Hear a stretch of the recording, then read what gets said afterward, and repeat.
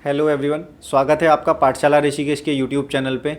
हम लेकर के आए हैं आपके लिए स्टैटिक जीके की सीरीज़। तो उसका ये अगला पार्ट है। स्टैटिक जीके सीरीज़ में होगा क्या कि अगर आप एसएससी सीजीएल की तैयारी कर रहे हैं या सीएचएसएल की या किसी भी अदर गवर्नमेंट एग्जाम्स की, उसके साथ जो भी स्टैटिक पार्ट होता है, चाहे वो हिस्ट्री, पॉलिटी, ज्योग्राफी, जैसा कि एग्जाम में आता है सेम वैसा ही हमने इसमें सिलेक्टेड क्वेश्चन लेकर के आए हैं। तो ये आपके लिए एक ऐसी एमसीक्यू सीरीज़ है जिसमें आप प्रैक्टिस कर सकते हो। ठीक है, तो आपको ये करना है और फटाफट से आपको ये क्वेश्चन पढ़ने हैं और आंसर कर लेने हैं। हम इसको उतना ही डिटेल में जाएंगे जितना ज़रूरी हो सकता है। कोशिश करेंगे कि आपको एडिशनल जानकारी देता हुआ चलूं, है ना। आपको पहला क्वेश्चन पढ़ना है और आंसर करना है। तो पहला क्वेश्चन है आपके सामने, जो सर थॉमस रॉ के बारे में है कि ये रॉ साहब इंग्लैंड के राजा जेम्स फर्स्ट से आधिकारिक राजदूत के रूप में किस मुगल सम्राट के दरबार में आए थे। देखिए, ये जो एमसीक्यू सीरीज़ है ये history, polity, geography, science, environment सभी के क्वेश्चन इसमें शामिल होंगे। और अगर आपने अच्छे से जीएस को पढ़ लिया है तो ये आपको काफ़ी हेल्प देंगे, है ना। तो देख लीजिए, ये क्वेश्चन है मुगल सम्राट से, यानी कि मेडिवल इंडिया से ये क्वेश्चन आया हुआ है। थॉमस रॉ की बात की जा रही है, किसके उसमें आधिकारिक दरबारी के दरबार में आए थे, है ना।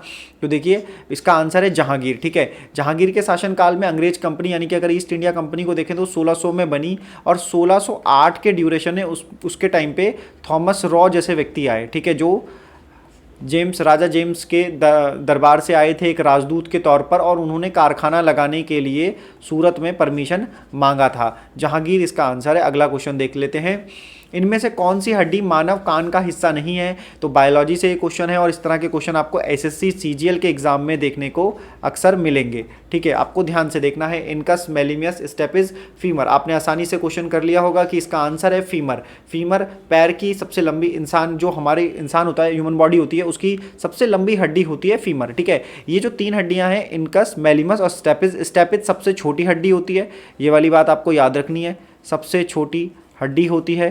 ठीक है, सबसे छोटी हड्डी होती है और ये तीनों हड्डियां कान की हैं। तो आप याद रख सकते हो MES से, या इसी को दोबारे से SEM से याद रख सकते हो, सेम के नाम से याद रख सकते हो कि स्टेपिज है, इनकस है, मेलिमस है। ठीक है, आगे चलते हैं क्वेश्चन में। कान में तीन ही हड्डियां होती हैं, इनमें से कौन सी संस्था भारत में रेपो दर, रिवर्स रेपो दर को ठीक करती है ना। यानी कि आपने रेट सुने होंगे, एक होता है RR और एक होता है RRR, यानी कि रेपो रेट और रिवर्स रेपो रेट, है ना।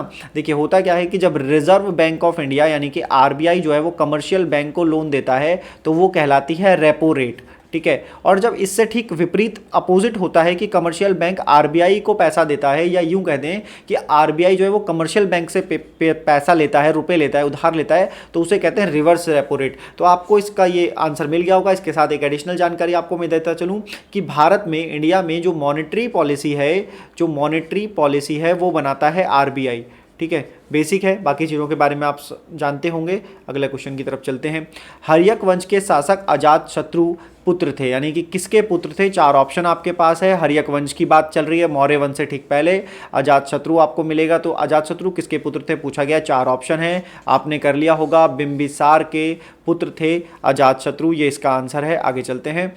टोक्यो ओलंपिक 2020 के लिए योग्यता प्राप्त करने वाले पहले भारतीय घुड़सवार कौन बने थे। घुड़सवार की बात है, इक्वेस्टेरियन की ये बात की जा रही है। चार ऑप्शन आपके सामने हैं। देखिए, आपने ओलंपिक और पैरा ओलंपिक को तो बहुत ही अच्छे से पढ़ लेना है, उससे आने वाले अभी 1-2 सालों में एग्जाम्स में क्वेश्चन बनेंगे, बार बार बन सकते हैं। ध्यान रखना है, जो आपने जीते हुए, जिन्होंने मेडल जीत लिए, उनसे अब तक लगातार क्वेश्चन आ रहे हैं, या जिन्होंने बहुत अच्छा परफॉर्मेंस दिया उनसे क्वेश्चन आ रहे हैं। अब उनसे भी क्वेश्चन आने की संभावना है जिन्होंने पहली बार इंडिया के लिए वहां पर किसी स्पोर्ट में, इंडिविजुअल स्पोर्ट में पार्टिसिपेट किया था। तो आंसर है फवाद मिर्जा। ये भारत के पहले इक्वेस्टेरियन हैं जिन्होंने ओलंपिक 2020 में, यानी कि 2021 में हुआ कोरोना की वजह से, उसमें पार्टिसिपेट किया। अगला क्वेश्चन पॉलिटी से, आसान। प्रेसिडेंट की बात कर रहे हैं, प्रेसिडेंट का रिक्त स्थान भर लिया जाना होता है। देखिए, भारत देश में जो राष्ट्रपति है वो इंडिया का फर्स्ट सिटीजन है और सबसे सुप्रीम पोस्ट राष्ट्रपति है। ठीक है, अब होता है कि राज अंतराल ना होने पाए, इसके लिए राष्ट्रपति का जो इलेक्शन होता है वो उसकी पदावधि खत्म होने से ठीक पहले कर लिया जाता है।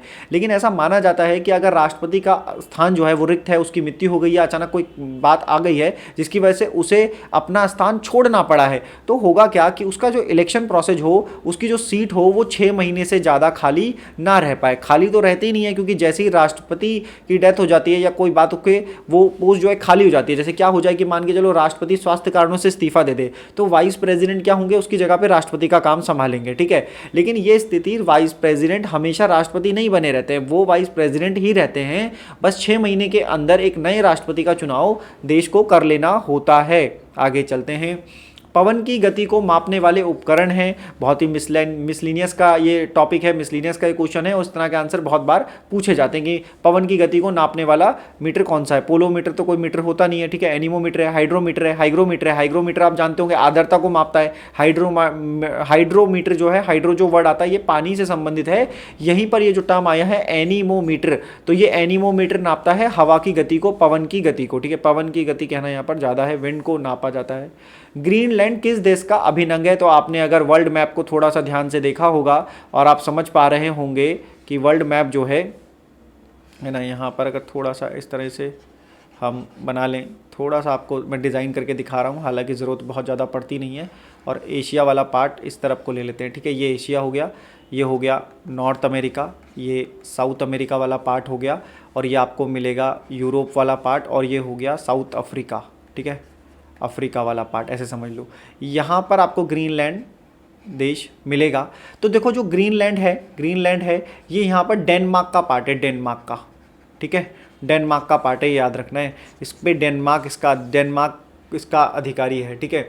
ये आपको ध्यान रखना है कि डेनमार्क इसको चला रहा है। ऐसे बहुत सारे आइलैंड हैं जो वास्तविक देश की सीमा से बहुत ज़्यादा दूर हैं, लेकिन इनको गवर्न करने का अधिकार किसी स्पेसिफिक कंट्री के पास होता है। हम अगले क्वेश्चन की तरफ चलते हैं। अगला क्वेश्चन है, किसी भी विधि के लिए सर्वोच्च न्यायालय से परामर्श मांगने का अधिकार किसके पास है। इसका मतलब ये है कि हमारा जो सुप्रीम कोर्ट है उससे एडवाइस ली जा सकती है किसी भी लॉ एंड ऑर्डर के मेंटेन में, या किसी भी ऐसे मामले में जिसमें राष्ट्रपति ज़रूरी समझता है कि उसे सलाह ले लेनी है। तो आपको आंसर मिल गया होगा कि राष्ट्रपति है इसका आंसर, कि राष्ट्रपति को यह अधिकार होता है कि वो सुप्रीम कोर्ट से क्या करे, कोई भी एडवाइस ले ले। कौन ले ले, राष्ट्रपति, ठीक है। अब राष्ट्रपति लेता है तो आर्टिकल है भाई, आर्टिकल कॉन्स्टिट्यूशन का है तो बड़ा इंपॉर्टेंट है कि 143, ये 143 बड़ी इंपॉर्टेंट चीज है। बचपन में भी आप इसे सुनते रहे होंगे, ये नंबर आसानी से याद हो जाता है। 143 राष्ट्रपति कहता है सर्वोच्च न्यायालय से, और एडवाइस किसी भी कंटेंट, किसी भी कॉन्टेक्स्ट में मांग लेता है। सबसे बड़ी बात तो ये है। दूसरी बात यह है कि जरूरी नहीं कि राष्ट्रपति ये एडवाइस माने ही माने, है ना, वो नहीं भी मान सकता, लेकिन वो मांग सकता है कि भाई आप इस मैटर में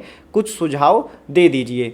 भारतीय प्रशासनिक सेवा किसके शासनकाल में प्रारंभ हुई थी। 4 ऑप्शन आपके पास हैं। भारतीय प्रशासनिक सेवा की बात की जा रही है, Dalhousie, Warren Hastings, Lord Wellesley और लॉर्ड कॉर्नवालिस। तो ध्यान से देखिए, आपने इसका आंसर कर लिया होगा। इसका आंसर है लॉर्ड कॉर्नवालिस। लॉर्ड कॉर्नवालिस के बारे में अगर समझेंगे तो लॉर्ड कॉर्नवालिस को भारत में प्रशासनिक सेवा का जनक माना जाता है। आगे चलते हैं। विश्व का सबसे बड़ा द्वीप कौन सा है। सबसे बड़ा द्वीप साइज वाइज पूछा गया है। ऑप्शन 4 हैं, आप सीधा सीधा आंसर बता देंगे। द्वीप की बात कर रहे हैं, द्वीप मतलब होता है आइलैंड, ठीक है। यहाँ पर द्वीप जो है आइलैंड की बात है, तो इसका आंसर है ग्रीनलैंड। अभी पीछे इसकी बात की थी हमने, तो यही सबसे बड़ा है। फिर बोर्नियो आ जाएगा, फिर मेडागास्कर आ जाएगा, ये सारी चीज़ें मिल जाएंगी।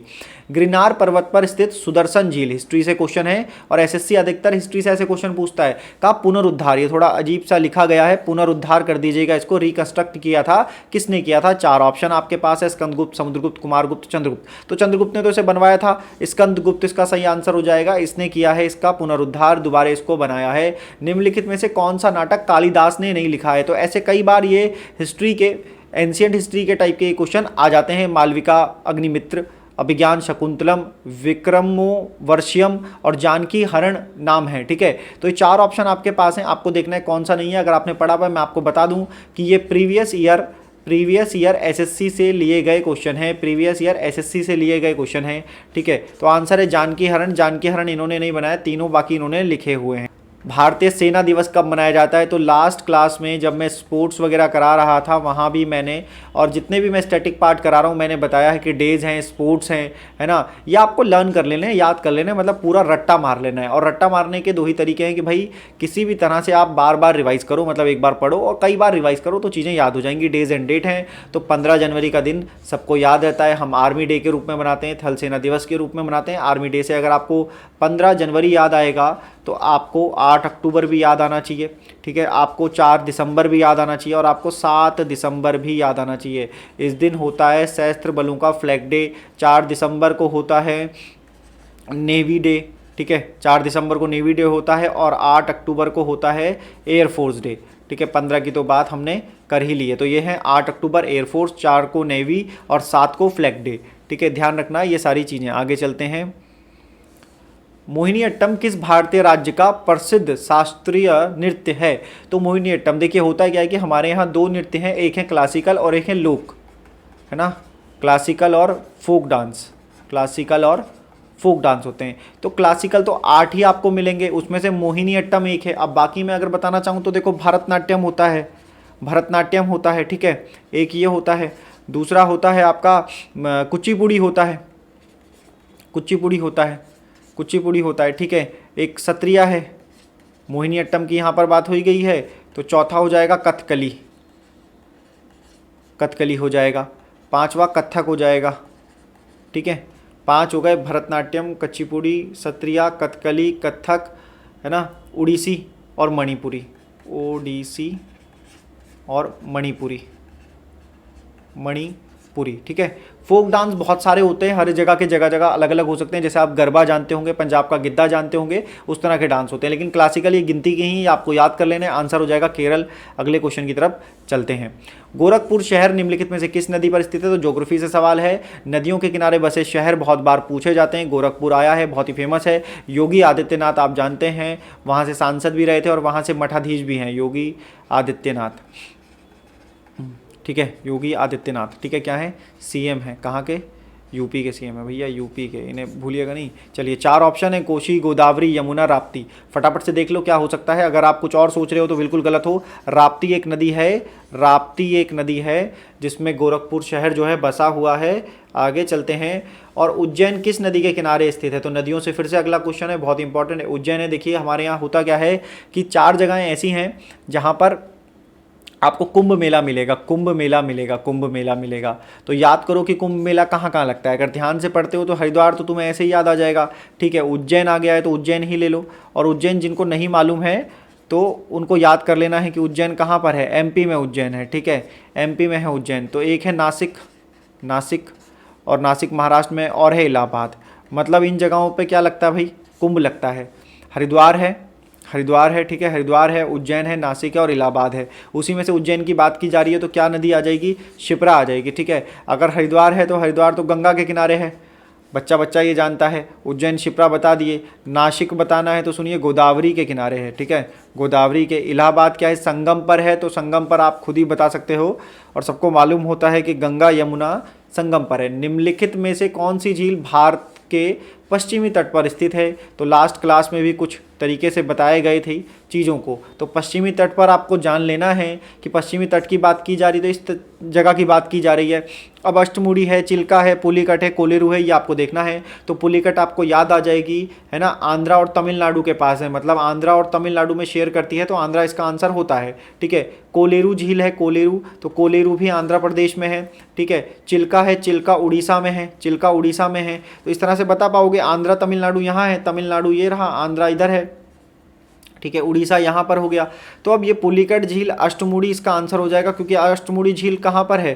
केरल में है, ठीक है। तो क्वेश्चन के साथ चीज़ें भी क्लियर होते रहनी चाहिए। किसने दूसरी बार महिला एकल ऑस्ट्रेलियन ओपन 2021 का देखा? देखो अगर 2022 के एग्ज़ाम देने जा रहे हो तो 2021 के सभी टेनिस के ग्रैंड स्लैम जो हैं वो देख लेना। 4 ही ग्रैंड स्लैम होते हैं, है ना। टेनिस टूर्नामेंट बहुत सारे होते हैं पर ग्रैंड स्लैम जो है वो यही होते हैं, 4 होते हैं। लास्ट वीडियो में भी बताया है, आज फिर से बता देते हैं। ऑस्ट्रेलियन ओपन होता है, विंबलडन होता है, ठीक है। इसको फ्रेंच कर लो, पहले फ्रेंच को समझ लो क्योंकि ये इसी क्रम में होते हैं। तो दूसरा हो गया, इसे तीसरा मान लो। चौथा हो गया यूएस ओपन, ठीक है। इसके ऊपर डिटेल वीडियो जो है पाठशाला ऋषिकेश के यूट्यूब चैनल पे अनामिका मैम ने बनाई हुई है, तो वो जाकर के देख सकते हो। उसकी हिस्ट्री क्या है, कब कौन सा स्टार्ट हुआ था, सबसे नया कौन सा है, कौन रेड कोर्ट पे खेला जाता है, कौन सा ग्रास कोर्ट पे खेला जाता है। हम 2021 की बात करें तो सीधा सीधा जान लो, नाओमी ओसाका। और नाओमी ओसाका कहाँ की प्लेयर है? तो याद रखो कि ये जापान की प्लेयर हैं भाई, बहुत बड़ी बात है, ठीक है। कम एज में इन्होंने जीता था और सेरेना विलियम्स को हरा करके, है ना। ये वाला नहीं, इनके पहले के यूएस ओपन की बात कर रहा हूँ कि यूएस ओपन जब इन्होंने जीता था पहला तो सेरेना विलियम्स को हरा करके जीता था।